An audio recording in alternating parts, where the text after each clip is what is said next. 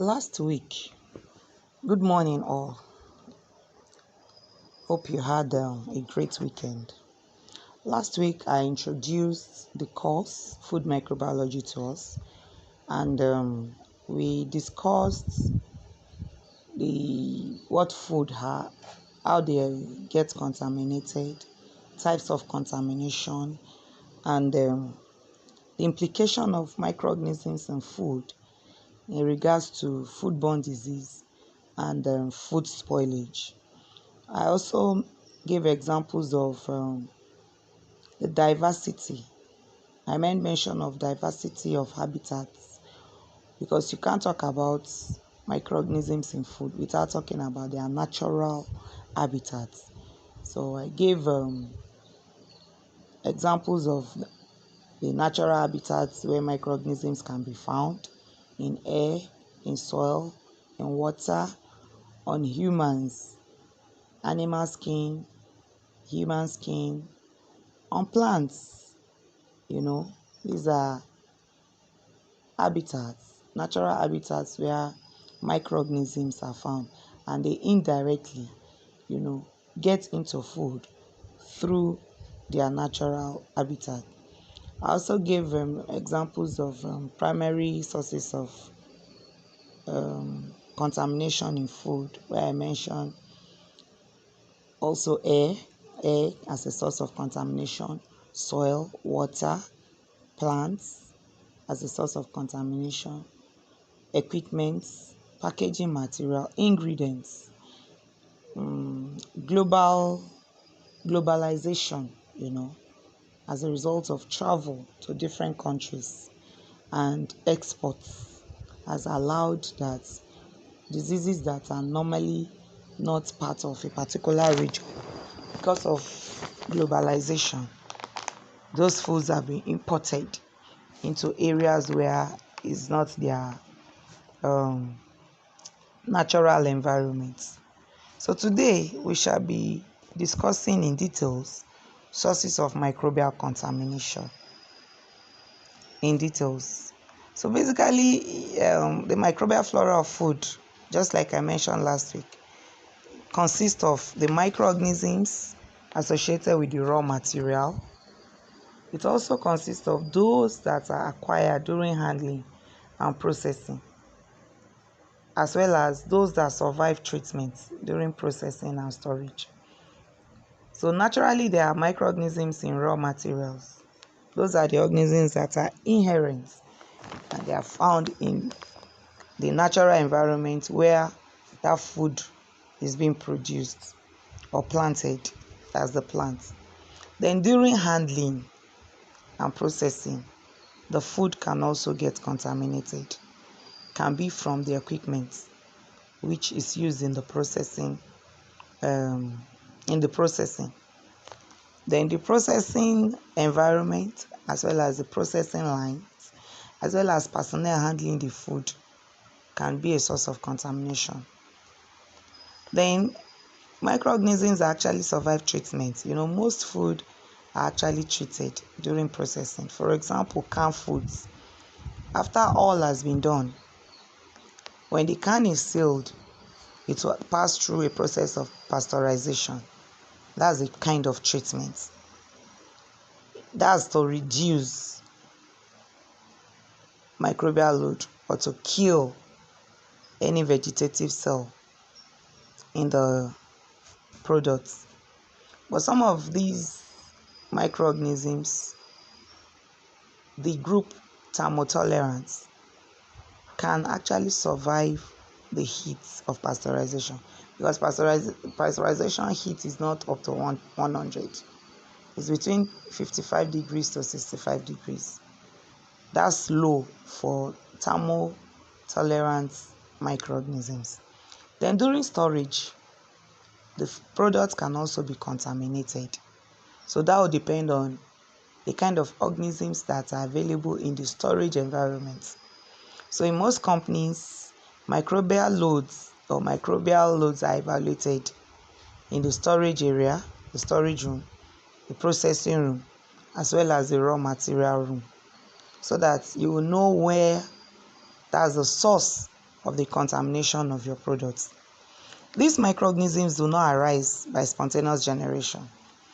Spontaneous generation believe that life came up suddenly from non-living material. That's in your introduction to microbiology. The theory of spontaneous generation and the germ theory. These are the two theories or controversies that surrounded the evolution of microorganisms. So spontaneous generation believe that rats evolved from rags, and non-living things, that living things evolve from non-living things. But that theory was countered when Louis Pasteur discovered that it was actually dust that carries microorganisms, and when these microorganisms fall, or when this dust fall on suitable medium like meat, his experiment was carried on meat, and he discovered that it is the dust, the microorganisms in the dust, that germinates into maggots, and the maggots into flies. So that gave birth to the germ theory. Okay, so let's continue. That these microorganisms do not arise by spontaneous generation, but must have contaminated the food at one point or the other. Just like I explained earlier, the contamination may be from the raw material during handling and processing, as well as during storage. So the microbiologist is concerned with knowing the sources of contamination to foods, because by knowing the sources, it becomes easy to control the contamination and keep the microbial load in the food as low as possible. And that's just our duty as food microbiologists. You must be able to identify the source of the contamination and be able to now treat it. How do you stop this from spreading? So by doing this, what happens? A longer shelf life can be achieved for the food, and the chances of microbial illness when the food is ingested or consumed is reduced.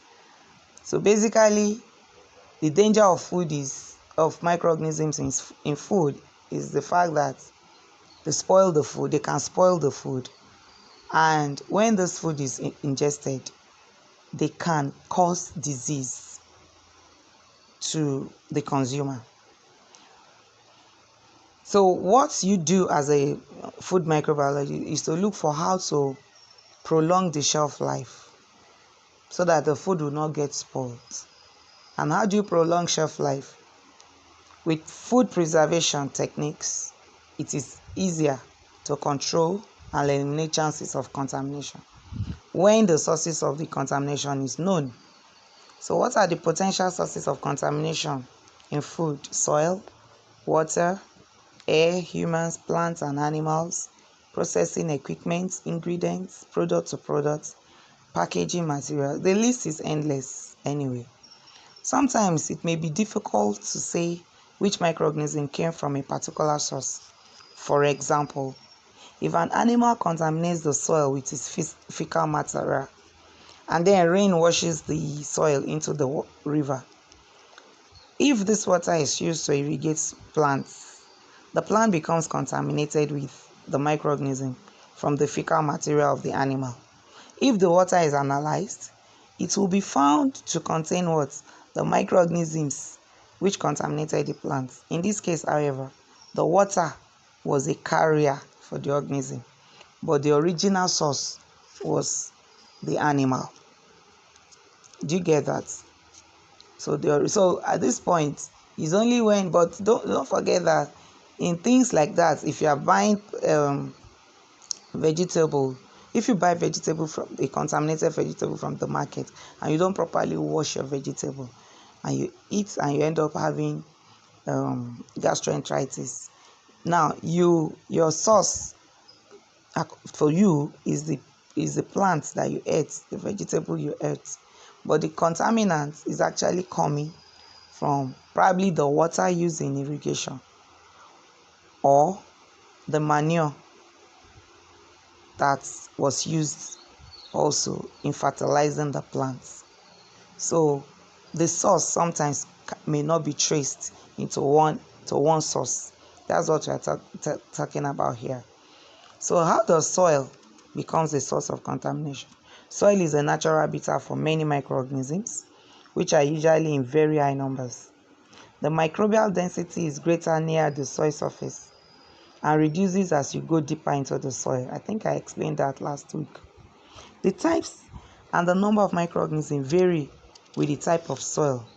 Sandy soil, clay soil, loamy soil, O-level biology, as well as with the environmental conditions.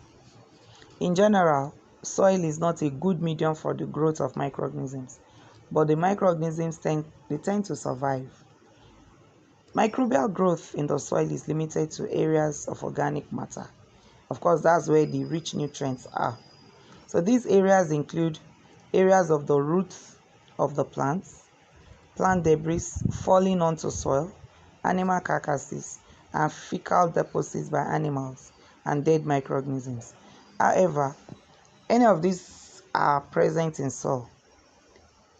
There will usually be a higher number of microorganisms present. So when you have all these plant debris, animal carcasses, the fecal deposits, in that area you will have high number of microorganisms because it's a rich area for them to thrive, a good substrate. So microorganisms in soil are usually in small form of resting stage or in some reduced form of metabolic activity, and that's where the spores come in. The spores of bacillus and clostridium are quite prevalent in some soil. Generally, bacteria usually outnumber other types of microorganisms. Those that are common to food and are also found in food include Acinetobacter, Alcaligenes, Atrobacter, Bacillus, Clostridium, Corynebacterium, Micrococcus, Flavobacterium, and some yeasts and molds. So microorganisms in soil can contaminate tubers or root crops by direct contact. Crops growing near the ground level are also contaminated by dirt blown by the wind or the rain splashed onto the soil in which they are growing.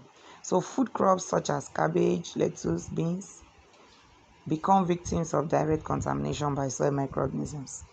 The microbial numbers and types on the crops are influenced by the degree of contamination of the soil in which they are grown. Of course, if the microbial number is low, then the degree of contamination will be very low. Another thing that contaminates products in the soil is mechanical harvesting. It also increases the amount of soil contamination. Research has found that hand-harvested crops have a lower number of soil microorganisms compared to crops that are mechanically harvested. That's when you use machines to harvest your crop. Of course, you have quite a number of injuries on the plants and thereby creating an avenue or an opening for soil microbes to actually contaminate that product. Cereal crops are contaminated mostly during mechanical harvesting. Marine sediments have a high number of soil microorganisms, and the number are usually higher near the shore than as you go deeper into the river. Of course, the shore is where you have more of the contaminants because the people that wants to excrete will do that by the shore side, and most of the time the waves brings out flushes the contaminant towards the shore, and that's why you have higher number of microorganisms at the shore.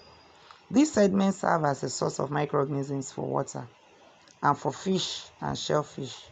So during the trawling of fish nets along the bottom of the sea or river, the sediment is disturbed so that it contaminates the fish or shellfish that are caught in the net. Don't forget, we are still talking about soil as a source of contamination to food.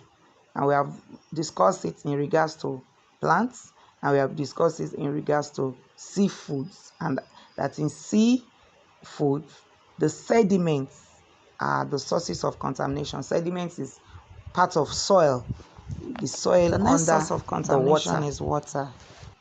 And basically, water is a potential source of microbial contamination to food. Rain contains microorganisms. It picks up from the air. Then as rain lands on the soil, it's further contaminated by soil microorganisms. So microorganisms are usually in higher numbers in the waters at seashore levels than in regions that are distant from the land. We have discussed that. So dumping of waste such as sewage or even direct defecation by animals and man into water bodies, into the bodies of water, results in what? The water being contaminated with different types of enteric microorganisms. E. coli is used as Escherichia coli is used as an indicator of fecal contamination of water. Water is still the main carrier of organisms that cause gastroenteritis in humans. Water contacts water contacts food during food production, harvesting, and processing. If the water used for irrigation of fruits and vegetables is sewage effluent, then the fruits and vegetables become potential health hazard. Seafoods that are harvested from water, can also serve as that are harvested from polluted water can also be a source of contamination to humans and thereby causing gastroenteritis. In our Lagos lagoon, egun fish is harvested from that water. And you find out that people that carry septic soak away, they carry feces when your septic tank is full. When they come to your house and evacuate this soak away, in Lagos most times they dump it inside the lagoon and they are not treated. In advanced countries, this sewage is actually treated and the solid portion will be used for fertilizer after treatment, while the liquid portion still goes back to municipal water supply. It's a recycling type of activity. So I said when fish are harvested from polluted water, microorganisms in the water contaminate the surfaces of gills and intestinal tract of fish and shellfish. So the occurrence of fecal coliforms inside fish is a direct reflection of the pollution level of the water environment. Potential pathogens in drinking water of animals can be a health hazard to the animal and to people working with the animal. That's zoonotic disease. Zoonosis. People working with animal can be contaminated with diseases that are normally animal disease, but now they are being transmitted to humans. So during harvesting, water may be used to hydrocool the vegetable. If this water is already polluted with sewage or animal waste, it becomes a source of inoculation of microorganisms to the vegetable. So when you are using water to actually wash your vegetable, you must be sure of the quality of the water. Furthermore, water redistributes organisms already on the vegetables from a higher level of contamination to other parts of the vegetable, so that the entire vegetables become contaminated. You are washing, and as you are washing, the microorganisms are being spread to other parts. Since many vegetables and fruits are eaten raw, the use of untreated water to wash these foods can serve as a vehicle of transmission of pathogenic microorganisms. Most times during traffic, we buy a lot of ready to eat fruits, pawpaw that is sealed in nylon. The seller will use their mouth to blow open the nylon. Their saliva goes into it, aerosols, droplets. Now, I don't know the kind of water they use in washing that pawpaw before it is now inserted into the nylon. You don't know the kind of knife, you don't know the quality of the chopping board that was actually used. So all these can actually serve as a means of contamination, aside the water that is used in washing the fruits. But most times, what do we do when we even buy fruits in traffic? Some of us don't remember to wash the fruits before we even eat, and you don't know the kind of water the seller has actually used to wash. In the market, women that sells water leaf, ugu, look at the kind of water they insert the leaves in, and they will now slice that for you with a contaminated chopping board.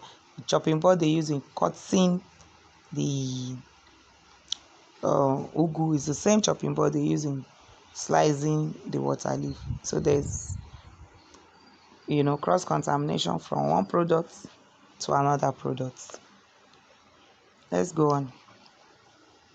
So basically, since most vegetables are eaten raw, the use of untreated water to wash this can serve as a vehicle of transmission of pathogenic microorganisms. Now, ice is used to cool and maintain coolness for fresh foods. We're still talking about water as a source of contamination.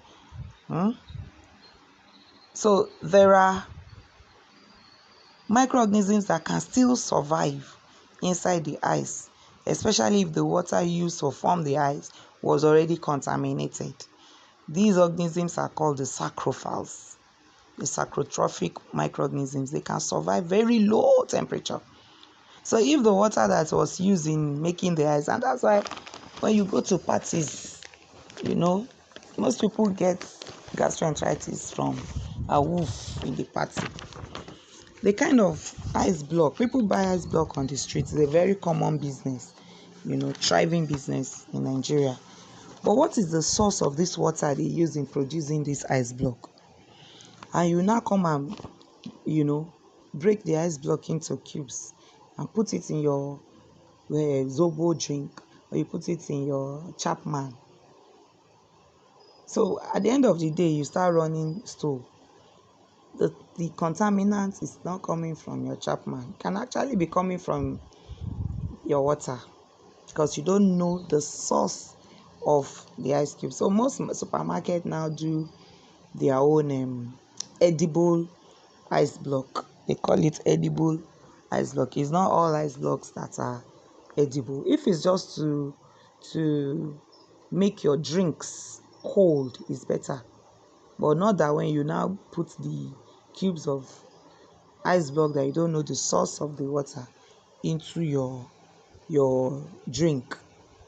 So as the ice melts, the microorganisms associated with it are passed onto the food, and the organisms associated with the food are also passed back to the melted ice water. So for this reason, the reuse of melted ice water for food is never recommended, nor an acceptable procedure. So water in a food processing plant can be a source of microorganisms for contaminating food. We have said that water is the number one ingredient in any food industry.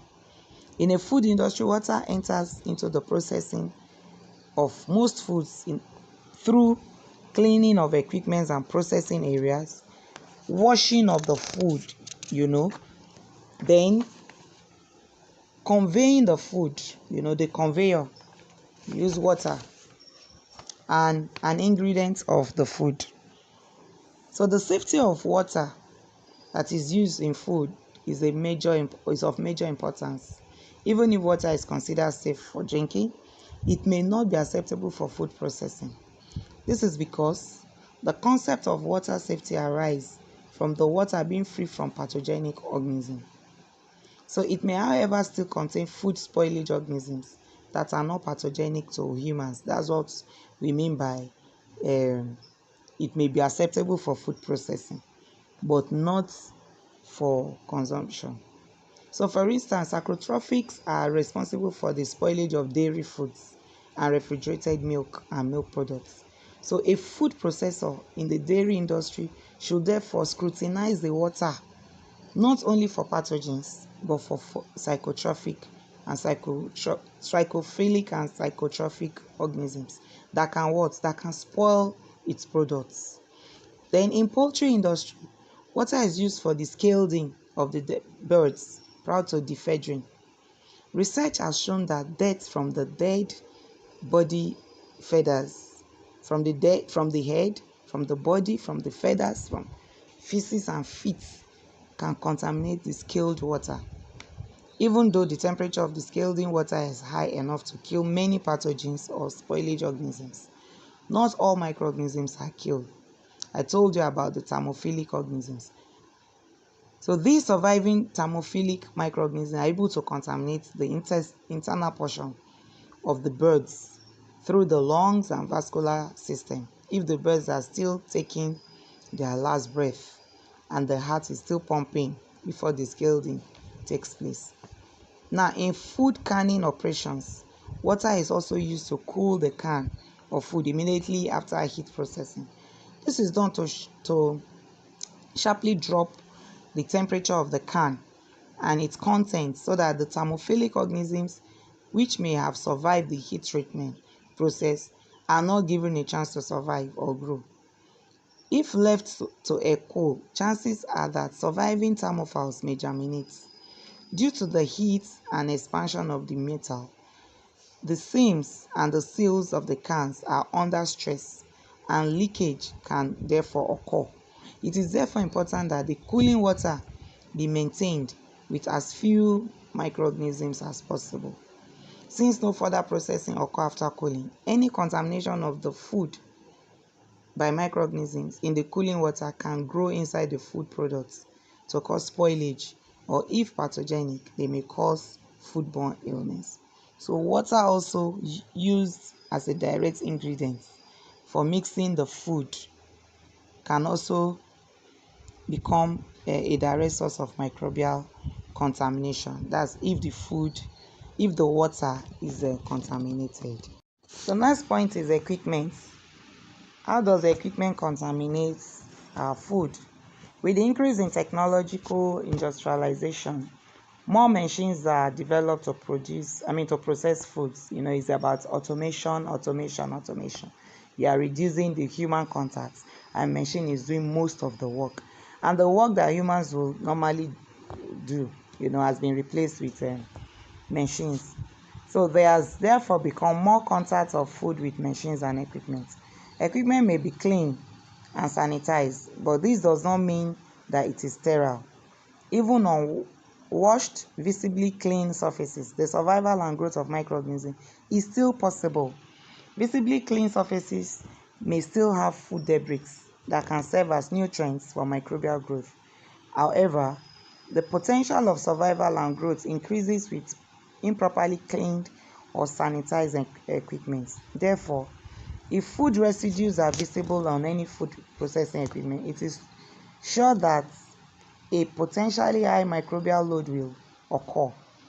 Equipment that have many joints or poorly soldered joints have a potential for high microbial buildup. Food debris that get stuck in such joints will most certainly serve as nutrients for microbial buildup. This then serves as a source of contamination when food contacts the surface. Small pieces of equipment such as knife, cutting boards are used in food processing. Metal processing equipment do not support the growth of microorganisms. It has no natural or normal flora. Stainless steel is more expensive than other material as food process equipment material. However, because it does not support the growth of microorganisms, it is easily cleaned and is also durable. Stainless steel is the best choice of material in manufacturing food processing equipment. So in terms of product quality, the use of stainless steel is a food processing equipment. As a food processing equipment cannot be overemphasized. And this is one reason why most companies go into routine maintenance. At a particular point in the year, the company will shut down and maintenance will be done. That is when all the machines are cleaned, they unscrew all the parts, total and thorough cleaning will actually be done, so that food debris that are hiding in places where ordinarily machine cannot flush through, hands will actually be used to clean all those areas, so that the quality of their product will not be compromised. Then in terms of product or product contamination, this can happen where in a company where maybe 2-3 products or 2-3 types of brands are being produced. So what they do, for example, let's use Pepsi for example. Pepsi also produce Mirinda. They also produce I think Sprite or 7-Up or so, 7-Up. So when the first batch, if the first batch of production is Pepsi, when that is done, the machine will be, if it's the same line, then the machine will have to be thoroughly cleaned before another product is being processed. So if it is not thoroughly clean, if there is a contaminant in the Pepsi, that contaminant will still go into the Mirinda as well as go into the third product. So for product or products, there can be is a type of cross contamination. Contamination coming from one product entering into another product because care was not properly taken, either in the first stage, which is the raw material stage, or during the processing stage. So the next point is air. For air, there is no normal or natural microflora of air. So microorganisms found in air come from various sources. Generally, mold spores are more prevalent. They are more prevalent, that's their predominance, than other microorganisms. The main source of microorganisms in air is decaying plant material near the ground surface. Mold spores especially are picked by the gusts of wind near the ground surface, and these are dispersed into air. The types of microorganisms in air are often associated with the type of activity going on in that area. Human beings shed aerosols and organisms during coughing and sneezing. That's why they ask you to cover your mouth when coughing and sneezing, so that you don't spread the organisms from your own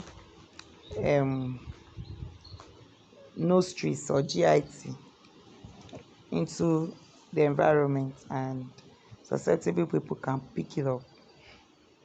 The air in a classroom, for instance, will therefore be heavily contaminated by organisms coming from talking, sneezing, coughing, which are all the activity going on in that area. In an enclosed space, the microbial population of the air is directly proportional to the number of persons there, the activity, and the rate of air circulation. And that's why it's better, when you are in a particular environment, in an environment you have what is called cross ventilation. You open the windows, you open the door, so that the air will be fresh. Outdoors, humans may not contribute significantly to the microbial population of the air, but in an enclosed environment such as a food processing area, their contribution is significant. The microbial flora of the air in a food processing environment reflects the sanitary condition of the plants. You understand? So food plants sanitary practices therefore advise to take a sample of the microbial flora of the air in an in a food processing environment from time to time. So what they do, they check for the air quality in the factory within the processing environment. Plate is exposed to air, as the plate that contains a suitable medium is exposed to air, and the plates are incubated for a period of time and observed for colonies. So that will tell you how it will give you an idea of the quality of the air in that your processing environment. Now, bacteria and viruses are enteric. From enteric matter become airborne when a toilet is flushed. I think I mentioned, I don't know if it's your class or immunology class, I told them that most times when we use the toilet, we flush leaving the lid open, and you stay there, you are waiting, you want to see if your poo has gone. Now, as the thing is flushing, aerosols are being released and fecal matters are dispersed, and you are standing there to rest on your cloth, to rest on your skin, to rest on your hands, and you are at the same time inhaling them. So these microorganisms settle on the surfaces through the washroom. The surface, don't forget, we are talking about processing. Our concern is within the factory, the processing environment. So when these airborne enteric organisms now settle on the surfaces through the washroom, your cleaner in the factory, the same mop stick he or she uses in cleaning the toilet is the same mop stick they will bring into the production room to clean the floor of the production room. At the same time, clean the floor of your office.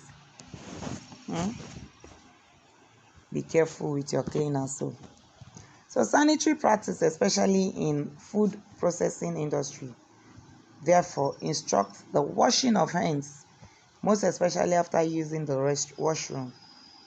Yeast are predominant in the air around bakeries and breweries. Aerosols are produced in food processing plants by spray washing or by spray cooling of foods or by high pressure sprays used in cleaning. Workers also produce aerosols in the working area. They sneeze, they cough, they talk. Operation of equipment, movement of equipment can cause turbulence of wind currents that increase the microbial load in the air. So in clean areas of a food processing plant, the numbers of microorganisms in the air can be quite few. However, in dirty areas or areas, for example, where live animals are handled or raw products are brought into the processing operation, the microbial load can be quite high. Air is therefore subjected to a number of sources of microorganisms, and the number or types present are dependent upon many factors, such as the tendency to settle and maintain viability. So because all of these factors, the contamination of exposed food is easy, and food is constantly subjected to airborne contamination until it is sealed in a package.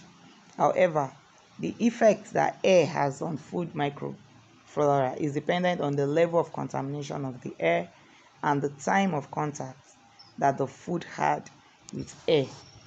So it's dependent on all that. The next one is humans. Basically, the skin is never free from organism. Said the human embryo develops in a relatively sterile environment. The womb is sterile, but the human gets contaminated at the point of birth. The baby is subjected to massive invasion of microorganisms, with the skin being the most available parts of the body for colonization. So many microorganisms are, however, mere transients on the skin, while others become established as normal or permanent flora. The first exposure of where the baby gets contaminated is the birth canal, that's the mother's vagina. Then the hands, of the midwives or the nurses. That's why they wear gloves to collect the baby. I don't know if they still practice that anyway. What about people that go to give birth in Elewe Omo? Not even in a general hospital, not to talk of different maternity homes. Now, the skin is never free from microorganisms. So the dirtier the skin, the greater the contamination. Normal human skin contains a relatively stable microflora, but the numbers and types vary from person to person, site to site, and day to day. Washing the skin removes most of the transient microorganisms, but it is particularly impossible to remove all of the normal flora. Staphylococcus aureus is found more on the hands and the face than on other parts of the body. So this organism is associated with the nose and is spread when people handle their faces and noses. You pick your nose very well. Staphylococcus aureus is also associated with infections such as acne, pimples, and boils. It is therefore easy for microorganisms to be passed from humans to food simply by handling. The hands are subject to contamination by a considerable number of bacteria, most of which are unable to multiply on the hands and they usually die. However, these transient bacteria can be passed on to food products when they are handled. Workers in the meat and poultry factories, have been found to harbor an unusual number of Escherichia coli and Salmonella on their hands. Hair covering the skin is also a potential source of microorganisms to food, and that's why most companies or fast food or eateries, you find that they wear what's it called? They cover their hair with caps, or hair nets. The hair acts as carrier. Human hair. It acts as carrier to retain and shed microorganisms. Sideburns and mustaches are not permitted to be worn in a food processing environment. This is because these hairy growths serve as carriers of microorganisms and continuous source of dissemination of Staph aureus. Apart from this, the hair itself may fall off as hair strands to contaminate the food. Whenever a hair strand is found in food, it is likely that associated microorganisms with that hair strands will also be contaminated in the food. This is why good manufacturing practice in food processing environment must insist on the practice of hair covering and removal of all other hairy growths such as beards or mustache that cannot be covered. Clothing is also another item that is directly associated with humans. Clothing can serve as the carrier of contaminated foods with human microflora. Laundry does not necessarily remove all the microorganisms from clothing. The practice of patronizing second-hand clothing or bend down select should also be approached with a lot of caution and understanding. One reason why that is important is that, especially if the person has a skin disease, eczema, ringworm, and you now buy this second-hand clothing. Most of these things stay a very long time even on the sea before getting down to Nigeria. In fact, the odor alone, I don't see any reason why anybody will buy second-hand clothing and not properly treat them before wearing them anyway.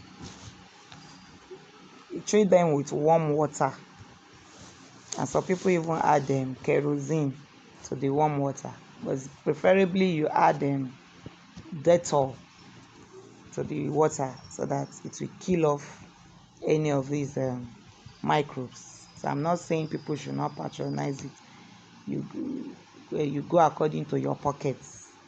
It's not a crime. So basically, The effectiveness of laundry depends upon the type of microorganism, the fabric, the temperature, and the detergent used. Viruses tend to absorb to fabric. Viruses tend to absorb to fabric and are very difficult to remove. So microorganisms tend to remain viable in wool longer than in cotton. So microorganisms are also transferred among the clothing that are all washed together, because that's what they do in laundry.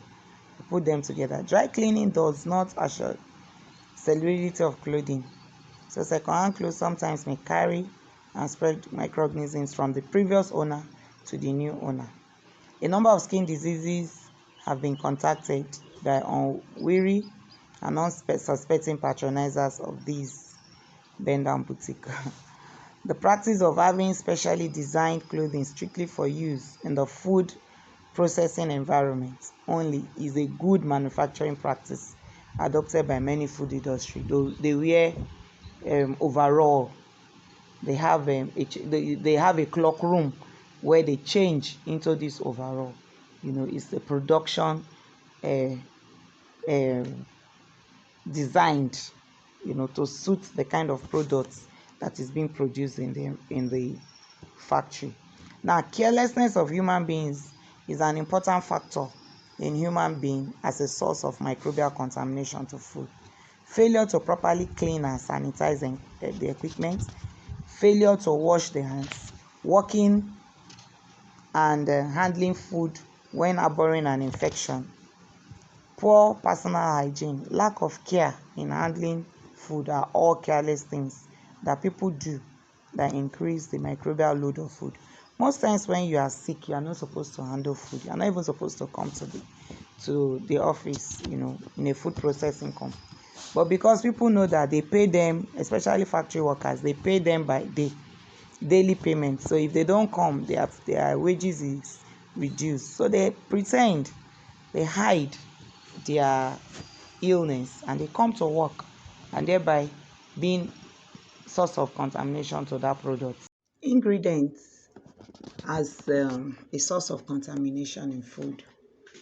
Although ingredients may constitute a small part of the total food, they nonetheless add to substantial number of microorganisms. Spices or seasonings are often the high source of microorganisms. Spices are part of plants such as dried seeds, buds, fruits or flower parts, bark, roots, usually of tropical origin. These seasonings and flavors may contain bacteria over 10 to power 8 gram per mil. Now, dried pepper can also be contaminated with bacteria and especially fungi.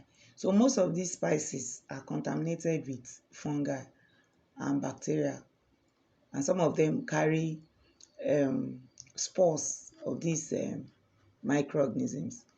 A good example that is found in spices is Aspergillus flavus, and it has a potential to produce aflatoxins.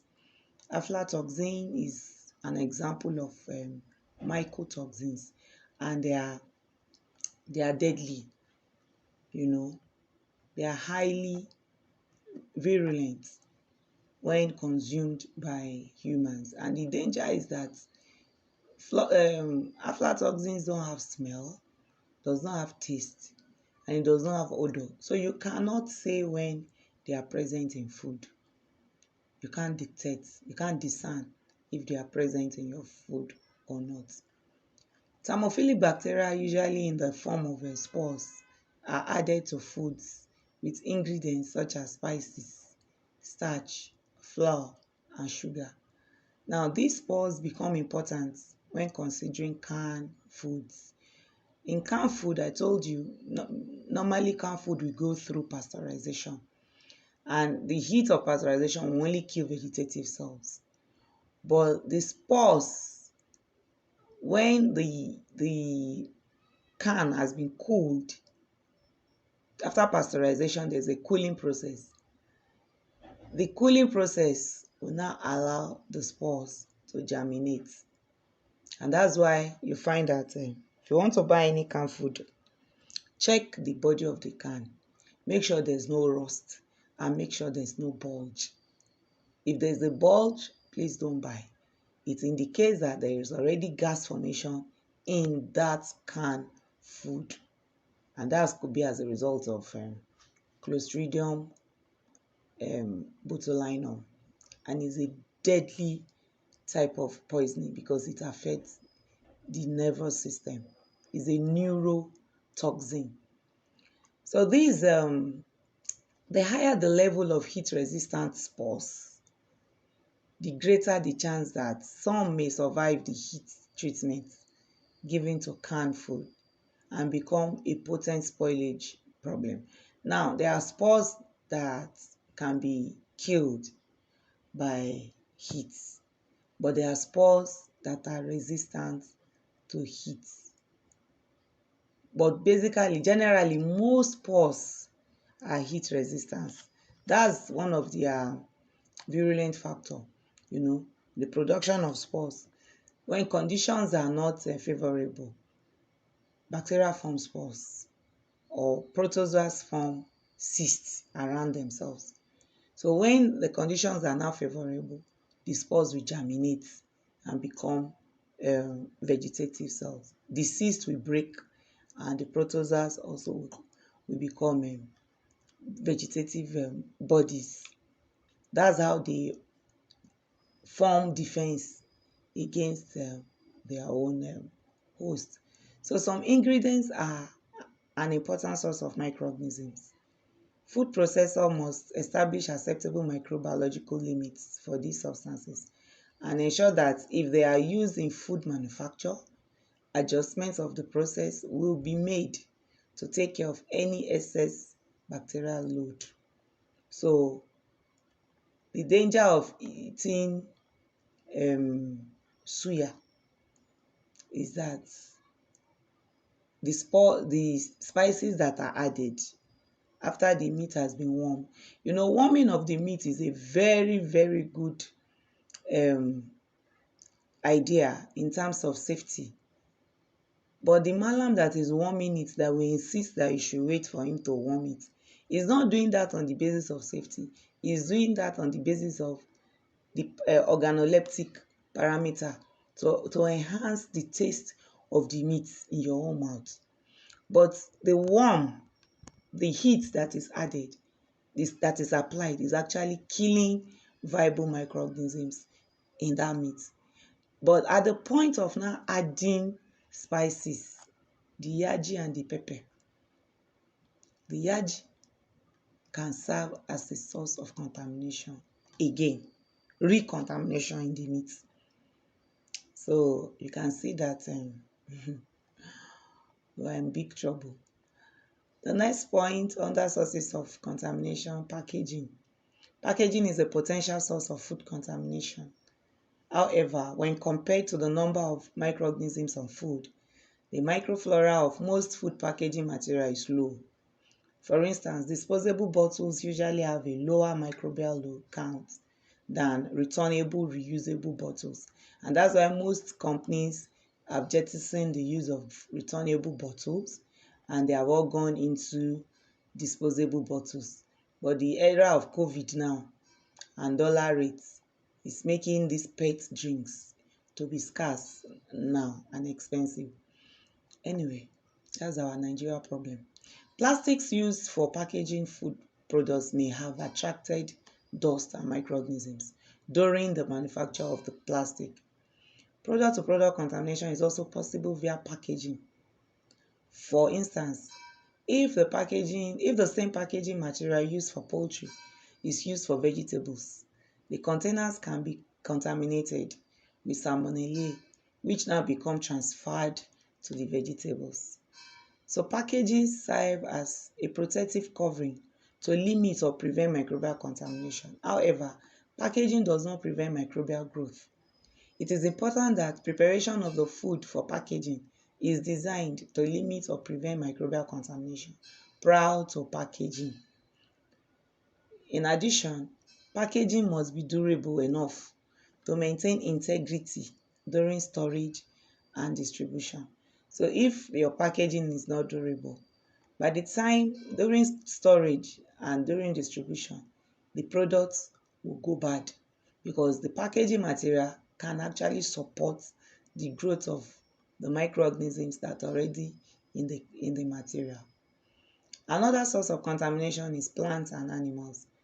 Now, the feed for animals and food for plants also serve as a source of potential contamination of food. Microorganisms in animal feed can contaminate the feet, the hair, and feathers of the animals. Consumption of the feed also adds organisms to the digestive tract. When animals feed on contaminated feeds, now it adds to the contamination in their digestive tract. These organisms that survive the rigors of digestion, when excreted, can now contaminate the exterior portions of the animal. When feed contains potential pathogens such as salmonella, these may cause illness in the animal. It may also invade the body and contaminate the carcass during slaughter. Now, when animals or human waste are used as fertilizers, pathogens from these sources can contaminate the plants and associated foods. When vegetables are eaten raw, this becomes a source of foodborne illness.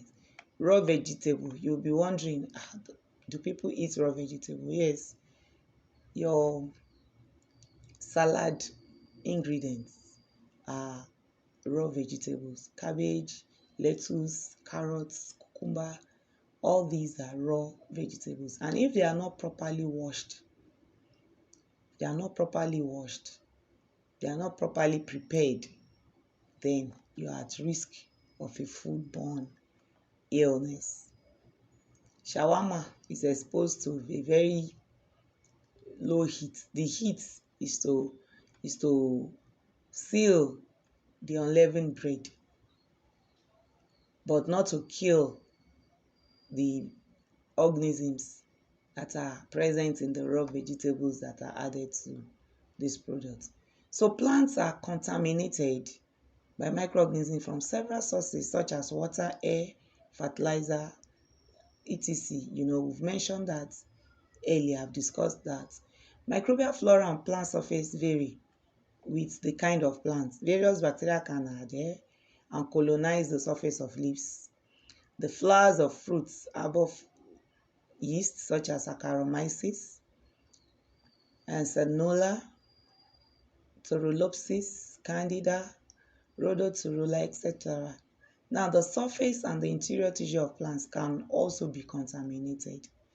Animals also harbor the types of organisms that are found in their environment. So animals harbor organisms in their gastrointestinal tracts, in their nasal passages, on their skin, feet, hair, and feathers. Now, when such animals as rats or mice are allowed to come in contact with food, this organism can be passed on from the animals onto the food. They are carried on their body, they are carried on their feet. So when they walk on your food, or they eat out of your food, so they transfer the organisms they have carried from other parts onto the food. Flies much more so than any other common insects are a serious potential carrier of disease-producing organisms. Flies pick up organisms on their hairy legs or feet.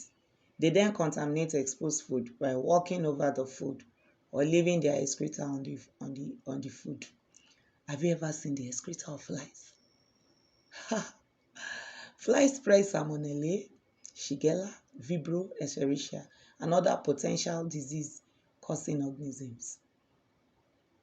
Milk has also been contaminated from the udder of an infected cow. The udder is the breast of the infected cow.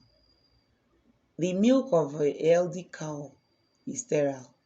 However, the teat canal of the cow is sometimes microorganism laden, and these microorganisms now contaminate the milk during the what? The milking process.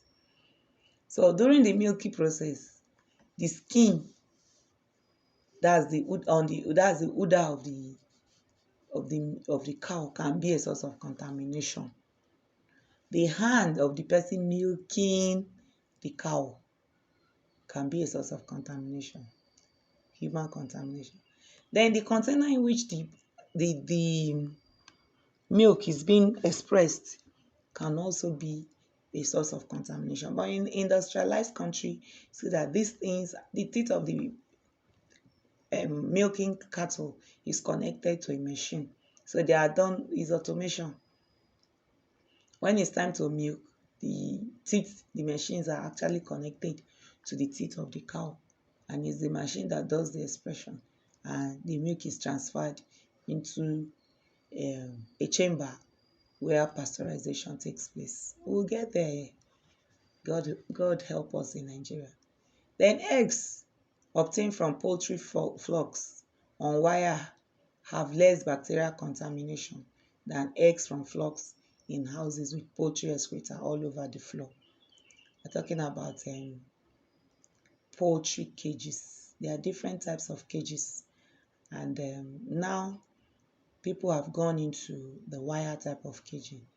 So the egg is actually laid and is separated from the feed or the beddings in the poultry. In those days we use sawdust as their bedding, and their food while eating can actually fall on the sawdust. And when they lay their eggs, they lay it on the sawdust. And sometimes when you buy egg, your crate of egg, you find egg poo as well as sawdust on the shell of the egg. So what is advisable to do is to wash your egg first before cracking. Because if you don't wash your egg and there's excreta on the egg and you crack, so by the time you whisk excreta plus egg, and you are eating, if there's salmonella, shigella vibrio, well, by the time you fry, it will reduce or kill the pathogen. But what if it's toxin? If it's a toxin producing organism, and the toxin that is heat label, then that is heat stable, then that person is in trouble. We'll talk more about that when we talk about food poisoning and food infection. So basically, these are some of the factors that affect, these are some of the sources of contamination in food. I said the list is endless. So there are several other things that can also serve as sources of contamination in food that I have not discussed. So you add that yourself. This has brought us to the end of the first module, module 1, sources of contamination in food.